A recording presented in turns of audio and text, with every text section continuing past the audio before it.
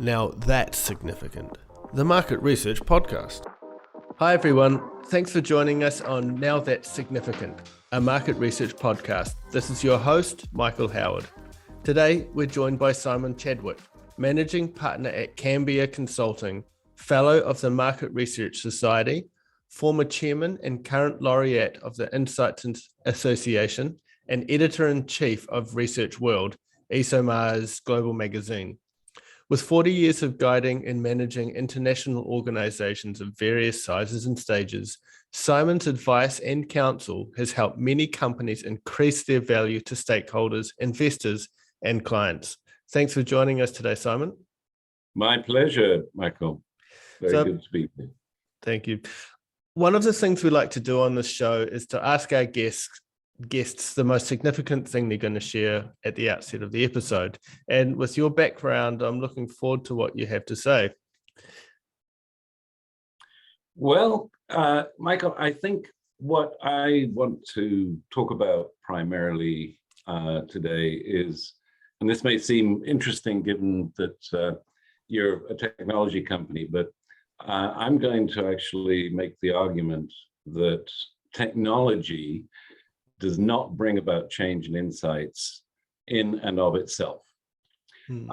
Change actually starts with the needs of the clients, which means having a deep understanding of the world that they live in.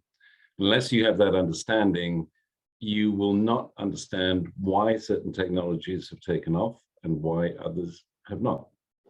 Yeah, very true. One of my former colleagues used to say, if you've got a problem, you introduce technology to solve that problem blindly, you end up with technology and two problems. So very good. Yeah. So technology has been long held up by vendors anyway as the promised land of sorts, automating this and that, taking cost out of a business, driving self-serve revenue, etc. But in reality, as you said, it couldn't be further from the truth. You only need to look at AI, which has been floating around commercially for at least a decade. People think like a Terminator-style system will take over the world when, in fact, we're not even able to have a natural conversation with a chatbot computer without considerable human intervention. So how has this played out in the market insights and research sector? What dream has or is being sold? Well, I think the most pernicious dream is that behavioral analytics are all that you need to understand your customers and your market. And that to be able to do that, all you need is a bunch of data scientists and a whiz-bang AI-driven data repository. And I can tell you that in many companies, the CEO or the CMO has this belief that all you need is, data analytics. They've got tons and tons and tons of data, and surely the answers must lie there. Ignoring the fact that the data don't often tell you the why of what's going on, and indeed you can get false correlations any which way you like. But the key thing here is this nirvana of having a big repository and amazing software which will slice and dice and come up with theorems of its own and lead you to the answer. And that, unfortunately, is not true. And it's not just not true, it's positively dangerous. I think the second dream to be wary of, and this one is everywhere, is that research is really easy, that anyone can do it, any fool can do it. You just go onto one of these self-serve platforms, whether that be Qualtrics or SurveyMonkey or any of the many, many others that there are, and anybody can do a survey. And basically, the old garbage in, garbage out meme is exactly correct in this case.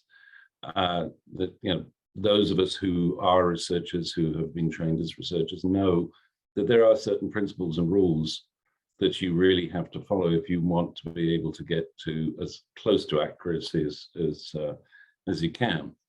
So I think those are two of the dreams within insights that are actually dangerous, and both revolve around technologies, even if the technology isn't responsible for it itself. Sure. So we've often seen a disconnect, and you touched on it there before, that dream and the world that market research and insights teams actually live in. Can you tell us a little about the deep understanding you've gathered about the insights sector, along with the changes and the pressures many are facing? Yeah, I mean, basically the thing to understand, I think, is particularly in the last 2 years, but it was occurring before that, many insights functions have found themselves much more at the center of strategic decision making than was ever true in the past. So many people, and you may be familiar with it, know of what's called the insights maturity model. This is something that was developed actually independently in parallel by Boston Consulting and by my own firm, Cambiar. And then we got together in 2015 and actually put this model together, updated it. And essentially, what we found then was only 20% of consumer insights functions actually could claim to be strategic insight partners or providers of competitive advantage. Now we think, we don't know for sure, but we think that that's probably closer to 35, maybe even 40%. And one of the reasons for that was that, when COVID came along, managements realized that the old models that they'd been relying on just didn't work anymore. Consumer behavior was changing dramatically and rapidly, and they needed to know what was going on. So the first question they were asking their insights functions was, what the hell is going on? And then once they were able to get to that, and they needed that very fast, they needed it real time. Once they were able to get to that, the next question became, well, what's going to happen? And which led to a lot of scenario generation. And from there, the question became, well, how do we manage in those scenarios? And insights functions found themselves really at the center and very much in the, very much recognized by senior management, CEOs, CMOs, CFOs, as being of real value. And there was that strategic relevance, that increase in strategic relevance, which means doing more strategic work. But at the same time, simultaneous to that, there was a really definitive need for real-time information. No longer was it even possible to think of, a study taking a week. They needed it now. So that led to more use of self-serve platforms, and in fact, more insourcing within these functions. An ARF study just very recently of its corporate members found that the proportion of studies that were being insourced had risen from 2019, when it was about, I think, 39% or 37%, to 49% in 2020. So a major increase. So a lot more insourcing, a lot of more stuff being put onto self-serve platforms. A lot of the, what I call validatory research, either being put aside for a time or put onto those platforms, all with the idea of freeing up time and money to be able to do the more strategic work that they needed to do to say what's going to happen and how we're going to manage through it. And at that point, because even that was needed quickly, it wasn't a matter of taking months, it was days, weeks, there was a lot more experimentation. And that's where technology really then came to the fore, because with the need to experiment came the search for, okay, who can help me do this? And so if you look at things like the rise of video in insights collection and analytics. That obviously was something that would actually lead to faster and perhaps richer results. And that, sorry, I've got a phone call coming in. Spam probably. And that in itself led to searching for partners in that space, for example, that who could provide solutions. So there's increased strategic relevance, but at the same time, more stuff being put on self-serve platforms, more need for speed, and more experimentation in order to be able to do the strategic work that they were being asked to provide.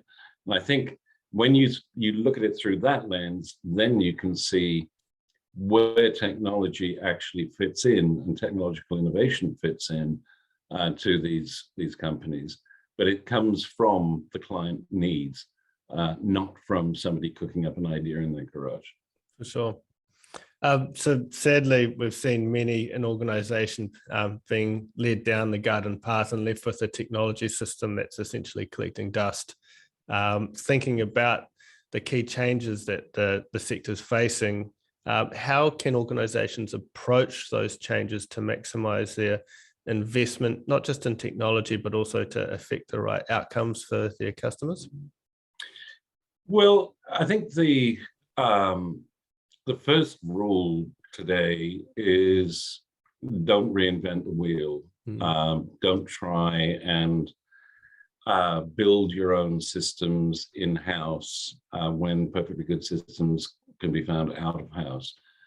I was talking to a CEO of an insights agency some time ago who said that he'd poured $1 million down the drain trying to reinvent a system that he could get perfectly well outside. So the key today, I think, there was a time in research when having your own systems, did give you competitive advantage. I don't think that's the case anymore. So today, the real game is in intelligent partnering, and seeking out technology partners who can help you, who have solutions, who you can perhaps envelop into your product, white label perhaps, but really working through who's out there, how can you partner with them, how can you make it profitable for you both, and then to build on top of those systems to create something unique for your own business, but have as the basis somebody, technology from somebody with whom you're partnering. And I don't see that changing very much in the future. Yeah, sure. So, I mean, you mentioned intelligent partnering, and I'm sure our listeners out there will appreciate most technology firms have had some form of equity or venture capital sort of injected into them. The market research sectors, it's no stranger to this either. What influence has this had on has this huge influx of investment had on the insights industry? It has been really, really significant. Just to put some numbers around what you just said, Michael, we actually track inward investment into the industry on an annual basis, have done for the last 10 years. In that period, well over $30 billion has been invested in insights and in analytics, marketing analytics. Primarily, as you might expect, with platform companies, and back 6 years ago, it was all big data. But and it started really with venture capital beginning to understand that there was something here and beginning to invest in various technological solutions, and then was followed and has been followed majorly by private equity. The interesting result of this, there are a number of results, but The first one is that essentially what was an industry 10, 15 years ago, which was primarily either owned corporately, i.e. by big companies, or by private owners, is now an industry that is very heavily in venture capital or private equity hands. We would estimate maybe 2/3 of the industry. Wow. And that is something that people need to take into account. The capital structure of the industry has changed so much that when you're looking, if you're a client looking at who you're going to use for a particular project or initiative, or if you are somebody looking for a job, you need to know who owns the company that you're thinking about. And you need to think and to find out what it is that company, that ownership actually implies. So for example, if the ownership is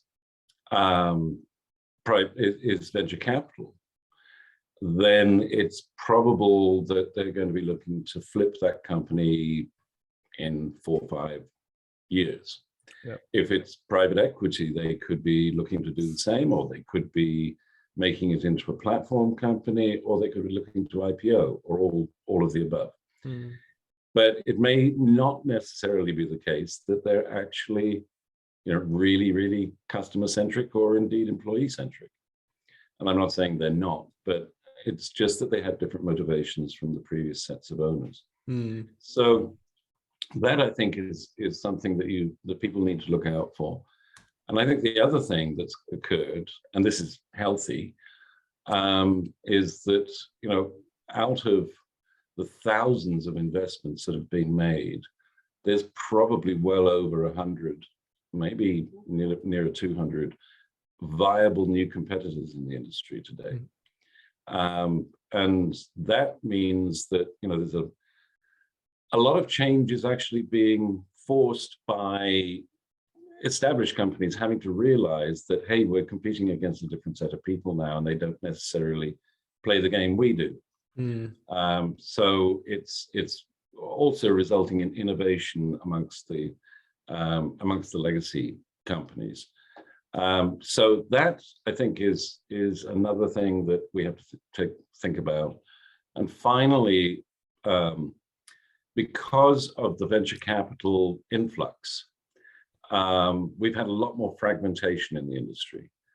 And I don't know if you've seen, Michael, the ResTech landscape that Lucid produced about a year ago, I think now. But if you look at that really carefully, you'll see that they actually delineate 33 different segments of the insights industry, which is staggering, really. And so that's also changed the way in which we all work. That's right. And when you're also just considering, like, if you are thinking about modernizing your organization with technology, just lots of different considerations, where to focus on, etc. Yep. So what does it look like for organizations who get it right in this space? How does technology change their insights function, the value they offer their organizations, the outcomes of their customers? Well, I think obviously speed is one element. The need for speed is paramount today, more so than even before. And I think the fact that we can respond, and indeed that insights functions did respond so well during COVID, is testament to the fact that the need for speed is not going to go away, but we have been able to do it. Secondly, I think what's quite exciting for a lot of people right now is the ability to do things at a much larger scale, and particularly in the qualitative world. Digital qualitative, and indeed things like chatbot qualitative, mean that you can interview many more people than you would have done in the past on a particular project much faster, and indeed be able to quantify some of those responses, as well as getting the richness out of them that qualitative gives. So there's scale, there's speed.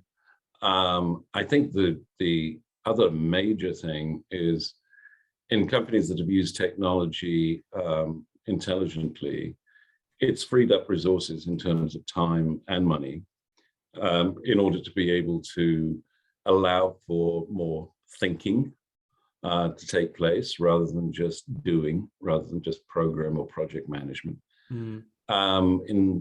It's allowed for more experimentation, and it's allowed them to be more strategic and more strategically involved in their businesses. That has that's led to a real difference in the way in which insights departments are actually perceived today. Again, that same ARF study that I was talking about earlier showed that satisfaction with insights functions had grown enormously during the pandemic, and that they were recognized by many more people or many more companies than before as giving a real ROI and being a source of competitive advantage. So all of this, I think, is good news, and particularly the fact that insights functions were able to deliver during that period. Yeah, sure. Have you had to think about, or can you give any insight into how technology has helped insights teams be more strategically impactful, drawing that line from?